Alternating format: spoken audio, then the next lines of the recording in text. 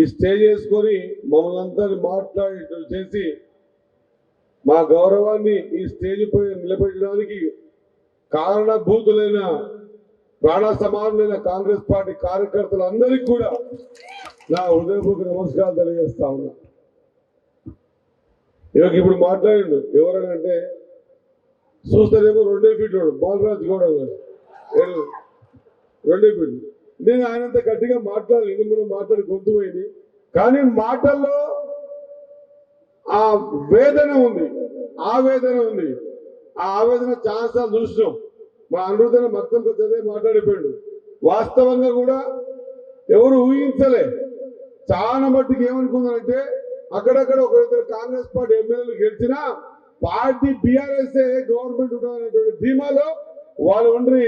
కానీ మంచి మంచుల ధీమాని కొమ్ముల్ని వంచే సత్తా కాంగ్రెస్ పార్టీకి ఉందని వాళ్ళు మర్చిపోయారు. ఎందుకంటే పార్లమెంట్ లో ఇద్దరే ఎమ్మెల్యేలు, ఇద్దరే ఎంపీలు ఉండగా వాళ్ళిద్దరు కూడా లేని సందర్భంలో తెలంగాణ ఇయ్యాలని అనుకున్న కాంగ్రెస్ పార్టీ డోర్లు మూసి తెలంగాణ అమాయక ప్రజలు ఇబ్బంది పడొద్దని ఏ ఈక్వేషన్స్ ఇచ్చిందో ఆ ఇచ్చేటువంటి ఘనత ఈ దేశంలో ఇవ్వాలనుకుంటే కాంగ్రెస్ పార్టీకి మాత్రమే ఉంటది.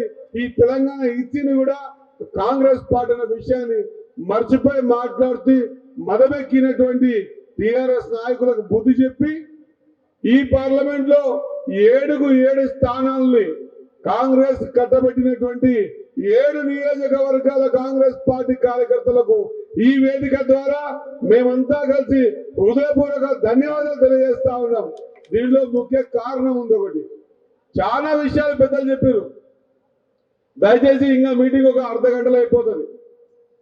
ఇప్పుడు మాట్లాడే ప్రతి వ్యక్తి కూడా అనుభవంతో దెబ్బలు తిని తాకడాలు తిని అన్ని అనుభవించి ఏ విధంగా అయితే రేపు ఈ రాష్ట్రాన్ని కాపాడుకున్నామో ఈ దేశాన్ని కాపాడుకోవడానికి చేయాల్సిన పని ఏందో మనం మీ అందరితో చర్చిస్తూ ఉన్నాం. కాబట్టి మన తెలంగాణలో మొదటిగా కాలుబట్టి రాహుల్ గాంధీ గారు భారత్ జోడో యాత్ర నడుస్తా ఉంటే నేను చాలా అదృష్టంగా ఫీల్ అయినా. ఎందుకంటే కర్ణాటక నుంచి మొదటి అడుగుపెట్టింది నా మక్తల్ నియోజకవర్గంలో. రాహుల్ గాంధీ గారు మక్తల్ నియోజకవర్గంలో కాలు పెడితే మక్తల్ గెలిచే, ఆ తర్వాత నాన్పేట నియోజకవర్గంలో కాలు పెడితే నాన్పేట కాంగ్రెస్ పార్టీ గెలిచే, తర్వాత దేవరకథలో కాలు పెడితే దేవరకథలో కాంగ్రెస్ గెలిచే, పాలమూరులో కాలు పెడితే పాలమూరు గెలిచే, జడ్చల్లో కాలు పెడితే జడ్చల్లో గెలిచే, షాద్నగర్లో కాలు పెడితే షాద్నగర్ కూడా కాంగ్రెస్ పార్టీ గెలిచే. ఎండ కూడా తలగని వ్యక్తి వాళ్ళ నాన్నమ్మ ప్రధానమంత్రి దేశానికి, వాళ్ళ నాన్న ప్రధానమంత్రి దేశానికి. ఆయన తలుచుకుంటే గతంలోనే ప్రధానమంత్రి అయ్యే అవకాశం ఉండే, వాళ్ళ అమ్మకుండే, సోనియా గాంధీ గారికి, ఆయనకుండే. కానీ ఈ దేశం ఇబ్బందులు పడుతూ ఉంది, దేశాన్ని విడగొడతా ఉన్నారు. కులాల వారీగా మతాల వారీగా ఈ విడగొట్టే దేశాన్ని, ఈ దేశం ఒక సెక్యులర్ దేశం, హిందూ ముస్లిం సిక్ ఇసాయి అన్నదమ్ముల్లాగా నడుచుకున్న దేశం. ఈ దేశాన్ని కలపాలనే సంకల్పంతో కన్యాకుమారి నుంచి కాశ్మీర్ వరకు 4080 కిలోమీటర్లు, ఇప్పుడు 6000 కిలోమీటర్లు, మొత్తం 10,000 కిలోమీటర్లు ఈ దేశాన్ని పరిపుష్టంగా ఉంచాలి, ఈ దేశాన్ని అన్నదమ్ముల భావనగా ఉంచాలని ఎండ కూడా తలగని పెడుతున్నటువంటి వ్యక్తి మన రాహుల్ గాంధీ గారిని మనమంతా కూడా నిజంగా ప్రధానమంత్రిని చేసి ఈ దేశానికి నిలబెట్టాలంటే మనం చేయాల్సిన సంకల్పంతో చేయాల్సిన పని ఏంటంటే మనమంతా కూడా రాహుల్ గాంధీ గారిని కోరుకుంటే ఏం చేయాలి? వంశన్నకు ఓటు వేయాలి. ఇటువంటి చక్కటి అవకాశం ఎక్కడ దొరుకుతుందో మీరు ఒకసారి ఆలోచన చేయాలి.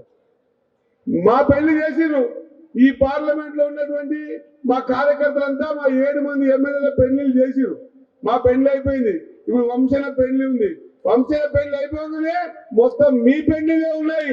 ఎంపీటీసీలు, సర్పంచులు, జెడ్పీటీసీలు. మీరు ఏమనుకుంటే అది మీ కాన్స్టిట్యూన్సీలో అవుతుంది. బాగా గుర్తుపెట్టుకోవాలి. 10 సంవత్సరాలు దెబ్బతిన్నారు, 10 సంవత్సరాలు ఇబ్బంది పడ్డారు.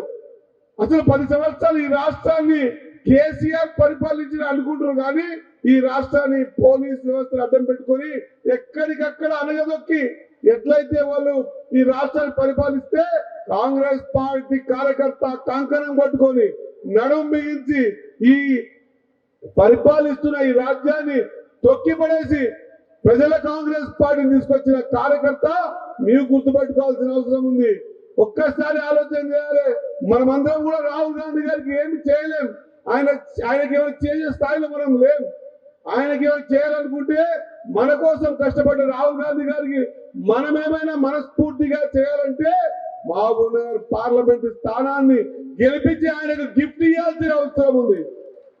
ఇదొక్కటి మాత్రమే మనం ఈ దేశానికి రాహుల్ గాంధీ గారికి ఏమైనా చేయగలుగుతామన్న మాట మీ అందరికీ తెలియజేస్తూ, చాలా విషయాలు షాద్నగర్ కాన్స్టిట్యూన్సీ మాట్లాడుతూ ఉంటే ఇక మాట్లాడడానికి ఏం లేదు, మొత్తం వాళ్ళే మాట్లాడేస్తారు.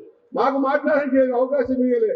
కానీ ఈ వేదిక ద్వారా మా వీర్లపల్లి శంకరన్నను కడుపులో పెట్టుకొని ఒక వెనుకబడ్డ తరగతులకు చెందిన ఒక నాయకుడిని కడుపులో పెట్టుకొని మీరు కష్టం చేసి ఆయన్ని గెలిపించినందుకు మీకు శిరసొంచి నమస్కారం తెలియజేద్దామని మాత్రమే వచ్చిన. మీ కష్టం ఊరికే పోదు. నేను మా అన్నాడు ఎవరో అడుగుతున్నా, నిన్న అందరూ కూడా ఏం చేస్తారంటే కష్టపడి గెలిపించినాడు ఒక మూల కూర్చుంటాడు. నా లీడర్ నేను గెలిపించుకున్నా రేపు కాకుంటే ఎల్లుండిపై కలుస్తాను ఆలోచనతో ఆ నాయకుడు ఇన్నో కూర్చున్నాడు. కానీ ఏం కష్టం లేనివాడే పెద్ద పెద్ద శాలలు పెద్ద పెద్ద దండలు తీసుకొచ్చి శంకరన్న మెరుగైతే ప్రయత్నం చేస్తారు. కాబట్టి మీరందరూ కూడా ప్రతాపన్న చెప్పిన మాట, శంకరన్న చెప్పిన మాట, కాంగ్రెస్ పార్టీ కార్యకర్త కండువ కప్పకపోయినా శాలువ కప్పకపోయినా వీళ్ళిద్దరి గుండెలో కాంగ్రెస్ పార్టీ కార్యకర్త ఉంటాడు అన్నది మాత్రం నిజం. మీకు ఎక్కడ కూడా అన్యాయం జరగదు. కానీ ఒక్క విషయం, కష్టకాలంలో ఉన్నప్పుడు ఈ పార్లమెంట్ లో అన్ని నియోజకవర్గాలు గెలవాలనే ఆలోచనతో ఎన్నో సందర్భాల్లో మా వెన్నంటి ఉండి మమ్మల్ని వెన్నంటి తట్టి ఈక్వేషన్స్ ప్రకారంగా మా అందరికీ టికెట్లు వచ్చి గెలిపించే ప్రక్రియలో మన వంశాల బాధ్యత కూడా చాలా తీసుకున్నాడన్న మాట మీ అందరికి తెలియజేస్తా ఉన్నా. కాబట్టి మనమంతా కూడా ఈ ప్రక్రియలో బాగా తీసుకున్న వంశాన్ని పూర్తి స్థాయిలో గెలిపించి మనవంతుగా ఖచ్చితంగా రాహుల్ గాంధీ గారి ప్రధానమంత్రి చేసేంత కృషి చేద్దామని మీ అందరూ కోరుకుంటూ ఈ చక్కటి కార్యక్రమంలో మమ్మల్ని పార్టిసిపేట్ చేయించిన మా శంకర్కి మరొకసారి ధన్యవాదాలు తెలియజేసుకుంటూ, ముఖ్యంగా మీ అందరికీ కృతజ్ఞత తెలుపుదామని వచ్చిన నాకు అవకాశం ఇచ్చిన మీకు కృతజ్ఞత తెలియజేస్తూ ముగిస్తా ఉన్నా. జై హింద్, జై కాంగ్రెస్.